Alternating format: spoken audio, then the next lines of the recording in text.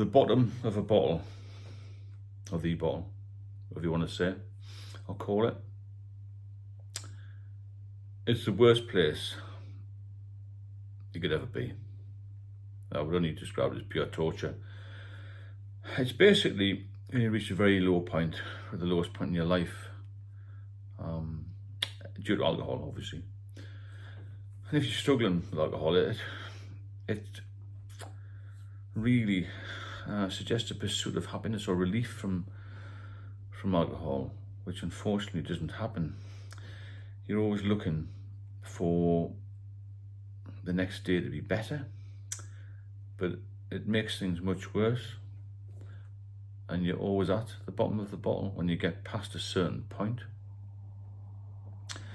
Are you there yet, or are you in the middle of it all, or, because it happened to me a couple of times and I relapsed, after I relapsed.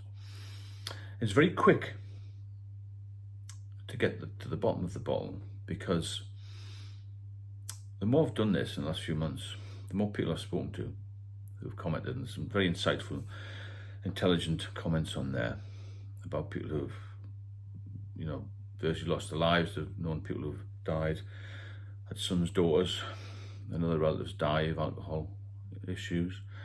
And you can be flying high one day, as I was, and 8 years sober,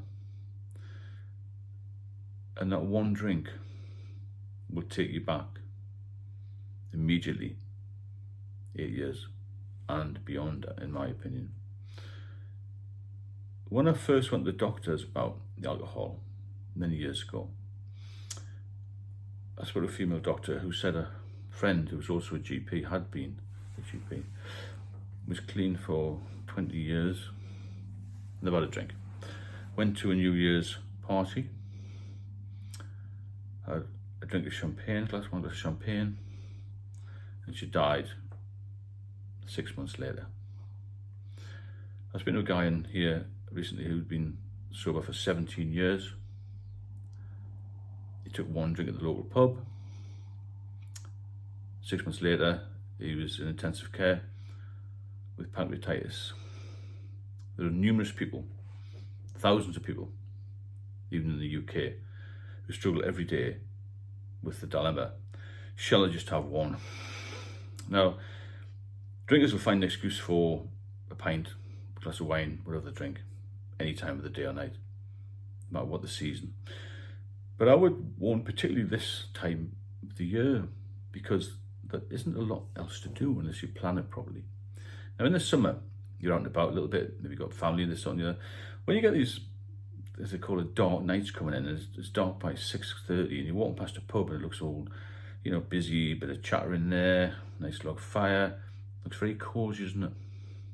And it's so easy to go through the door, and in your mind you think, maybe I'll just have one. But that always leads to disaster with people like myself who were dependent on it. They just can't have any. It's a shock to the system, like I said before, when people say you can't have any. The amount of times I've thought, even in the last 5 years, just try, I wonder if it would be like just to have one. And I've done this numerous times and always failed. Always failed. Go back to 2019 when I was seriously ill. I had to move in with my parents for a couple of years, and I was back and forth to hospital. I wasn't very well at all, in a wheelchair, all this sort of thing. And I managed to get out about 2021, end of that sort of time, and I started to go fishing, actually. Something I could do. I did, because I still didn't stand very well, I was still very weak. So I went fishing, and I knew I had a little walk to the taxi rank, but on the walk back to the taxi rank, I saw this pub, and I thought, should I go in or not? I actually saw a couple of people I knew from school, would you believe? Because I've been away to London for years, and they said, "Are you going to come in?" I thought, well, why not, I think I'll just have one. So I just have one Stella, because that was my drink of choice. Oh, something, along the lines of Stella, some strong lager Peroni or something. I thought, okay, lads, I might pop it in a few minutes. I saw outside the pub, I'll never forget it. And I'd been through numerous procedures, been in hospital for months and months and months on and off. I'd had ascites fluid, spontaneous bacterial peritonitis, tonic-clonic seizures, had an umbilical hernia which had to be repaired. I had bled, and I bled to death at one point with that. And I still was tempted to go into that pub, you know. And I go to pubs now, but I drink Guinness Zero or some sort of zero beer, because I'm more confident now. So even I was tempted to go into a pub and have a drink. What's all that about? I nearly lost my life in 2019. The power of addiction, isn't it? I'm quite friendly with a woman who works at a local shop. Her dad was an alcoholic, like myself. And she only found out after he died, he'd been drinking vodka, hard drink beer, but it doesn't matter what it is, it'll catch up with you. And he'd had a liver transplant when he was relatively young. Because when you're older, it can be dangerous. Obviously, everything's dangerous when you get older. So he's had this transplant, was successful, and can you imagine that 12-hour operation? Bear in mind, 1 in 10 people have a liver transplant operation don't even survive the operation. Your life's never the same if you have a liver transplant, I would imagine. He started drinking again after he'd had a liver transplant. And I said to one of the doctors in the hospital once, because I was in and out of all the major hospitals quite often. They all knew me. Fortunately, I recovered. I'm very lucky.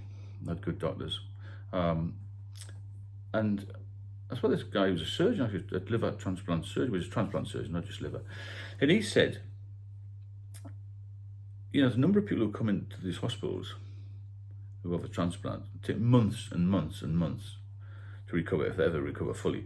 And they'll go drinking again. And most of them die very quickly. They assume because you've got a new liver, it's all pink and new and fresh and it'll be fine. But he said, physiologically was his word, the body can't take it. And I imagine that other organs would be damaged over years of heavy alcohol use. So you can imagine going through even what I've gone through for 2 or 3 years of treatment. I still have to go and see the doctor twice a year for checks, but everything's fine, thankfully.